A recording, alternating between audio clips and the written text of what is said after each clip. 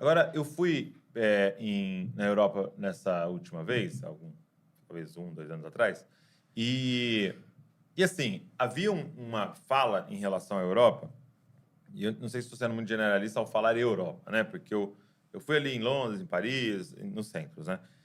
Havia uma fala em relação à Europa, a Europa, daqui a alguns anos, vai se tornar um lugar completamente ateu e tal, né? Então, você percebia esse movimento muito por causa da academia, né? Por causa do intelectualismo e tal. A Europa vai ficar cada vez mais ateia, mais ateia. E aí eu cheguei lá, cara, eu fui, por exemplo, numa praça, assim, eu acho que era King's Cross, e containers de gente lendo à mão, jogando tipo de um tarô, fazendo essas paradas. Eu falei, pô, isso não é ateu, isso aí Não, é não, não. bem crença, né? Vamos dizer assim, né?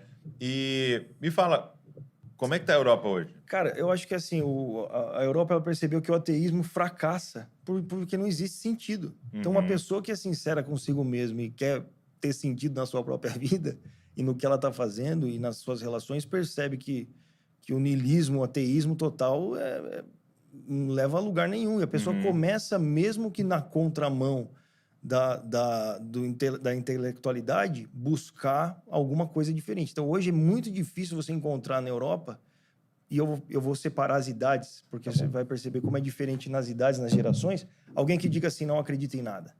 É muito difícil. Sexta-feira passada mesmo eu estava fazendo evangelismo lá, nessa mesma região. Fui conversar com um cara e comecei a explicar dele da minha experiência com a fé e como Cristo, ele superou todas as outras experiências que eu posso ter tido com droga ou qualquer outra coisa, que vai além daquilo que a mente consegue imaginar, mas também não fica só nesse ramo invisível, mas transforma seu mundo real mesmo, né? Deus se fazendo homem, então mudando a nossa realidade aqui também. E o cara, super curioso, querendo entender, porque realmente acredita que existe algo mais. E eu estou falando com inglês hoje, ali. Não é um cara que vai falar, não, isso é uma besteira. Não, isso, nossa, você falando assim é diferente. Deus nos liberta. Pô, eu achei que Deus nos escravizava, a religião nos escravizava. olha só. Não, Deus realmente é que nos liberta de tudo isso e tal. Então é muito difícil hoje você encontrar alguém que se diga, sou ateu, não acredito. Não, é um agnóstico, acredito em uma coisa superior. A questão da fé, Douglas, na Europa, e eu acho que a gente acaba encontrando isso aqui no Brasil mais menos, é que é o seguinte, a fé que é exposta para o europeu não é algo que ele deseja que seja verdade, entendeu? Porque ele tem uma herança da religião muito forte. Por exemplo, eu fui na cidade com a minha esposa, em Canterbury, onde chegou o evangelho na Inglaterra. Você tem uma ideia de como a religião também fez muito mal para a Europa. Tem um córrego lá que hoje é lindo, limpar o córrego, mas antes era o córrego da cidade. E lá nessa cidade, que é onde chegou o evangelho na Inglaterra, tem uma gangorra nesse córrego, que eles deixaram até hoje, com uma cadeira na ponta, que eles testavam se alguém era uma bruxa ali. Se alguém fosse uma bruxa, eles colocavam ali, abaixavam no córrego e deixavam por 3 minutos, embaixo do córrego. Se sobrevivesse, só uma bruxa pode sobreviver a isso. Então, vamos tratar ela e jogar ela numa fogueira. Se morrer, é cristão, então foi para o céu. Então, assim, eles olham... Não, você vê a loucura da religião. Realmente existiu muita coisa Era absurda. morrer, né? Morrer, Exatamente. morrer. Então, as pessoas poderiam olhar, eles olham como muitas vezes, como um folclore.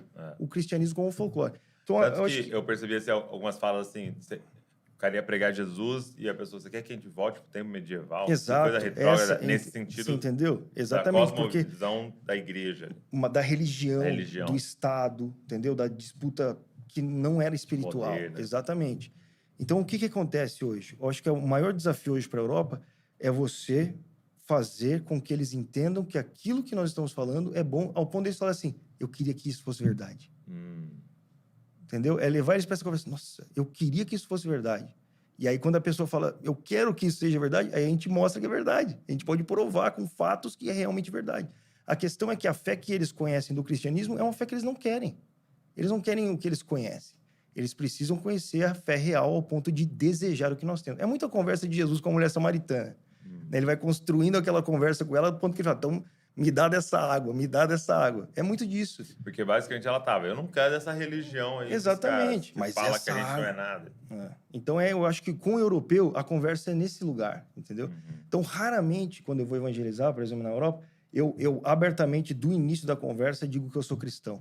Porque eles não querem o cristianismo. Eles não conhecem o Você cristianismo. tá o cristianismo aciona um botão com várias ideias dentro da pessoa, Exato. né? São 2000 anos de história cristã na Inglaterra.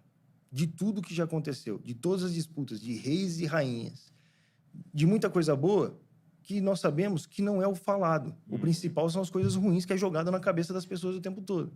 Então, o que acontece? Se nós conseguimos pavimentar um caminho onde eles olhem e eles desejem que isso seja verdade, que eles vejam a beleza do evangelho, o sentido do evangelho, aí você consegue ter boas conversas. Isso acontece numa diferença de geração, é gigantesca, assim. Você percebe uma geração de 40 para cima odeia o evangelho praticamente. Você fala de Cristo, eles... É mesmo. É uma São os mais resposta, assim, velhos. de uma geração de 30 para baixo, Douglas. É muito diferente. Eu até fico arrepiado, cara, porque é muito... Tem algo para acontecer.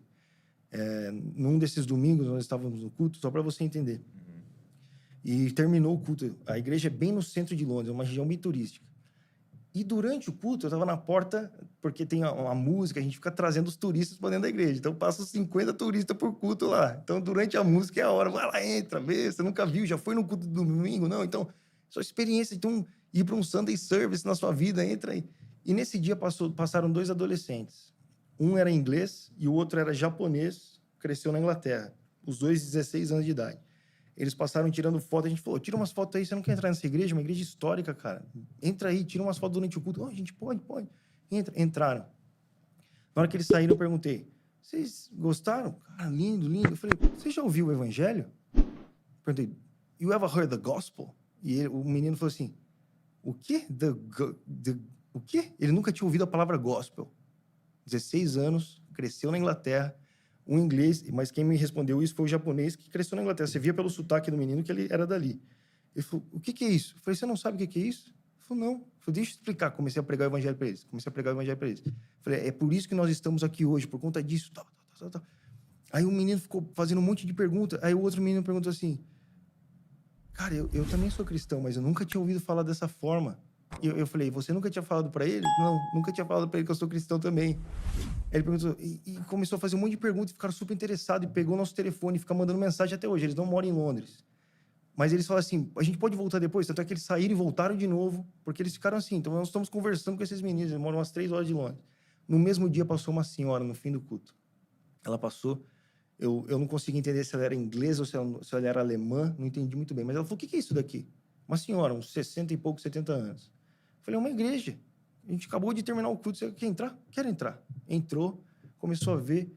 Aí eu, como um bom brasileiro, achava que toda senhorinha ia ficar muito feliz de ver um prédio bonito. Um prédio bonito e um monte de jovem adorando a Deus. Cara, na hora que eu entrei, a mulher estava transtornada dentro da igreja.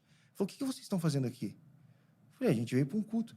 Eles estão conseguindo trazer vocês para dentro disso daqui? Eu falei, como assim? Ele falou, eles estão fazendo a cabeça de vocês. É hora de vocês falarem. Agora que vocês têm que falar, vocês não podem deixar eles mentir para vocês. Eu falei, não, moço, a gente vem porque a gente gosta mesmo. Ninguém forçou, não. A gente vem porque a gente ama Jesus. Ele falou, não acredito nisso. Isso é o brava. Então você percebe, cara. Parece que é uma geração que... Maculada, né? E uma geração que não sabe nada sobre o evangelho. Não sabe nada. É como se tivesse dado uma resetada. Exatamente. Uma página em branco, porque os pais também não quiseram passar nada para eles. É mais ou menos a 4ª, 5ª geração apóstata na Europa. Na Inglaterra, principalmente. Então, super curiosos, cara. Então, as conversas são muito boas. Eles realmente encontram... Você acredita nisso? Eu acredito nisso. E você conta e fala e tal. Então, tem uma abertura gigante para algo que eles não conhecem. Então, por isso que se abre para tarô, para tantas outras coisas, entendeu? São espiritualistas, né? Exatamente. E é a hora da igreja entrar ali e mostrar a fé, cara.